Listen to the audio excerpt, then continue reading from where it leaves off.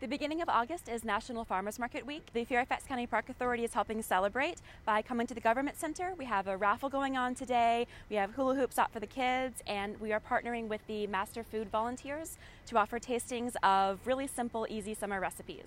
Virginia Cooperative Extension comes to the farmers markets, and one of the things that we do here is cooking demonstrations, showing people what to do with fresh produce, teaching people how to cook healthy food and eat more fruits and vegetables. Fruits and vegetables are important for all of us of all ages. Most of us know we need to eat healthier. Fruits and vegetables help us get more vitamins, minerals, fiber. Once people buy the delicious produce from the market, we want them to stop by our booth and see different ways to prepare it and different ways to eat healthy. We're here at the Government Center every Thursday from 3 to 7 from now until October. We encourage you to come out, support your local farmers, and grab some stuff for dinner.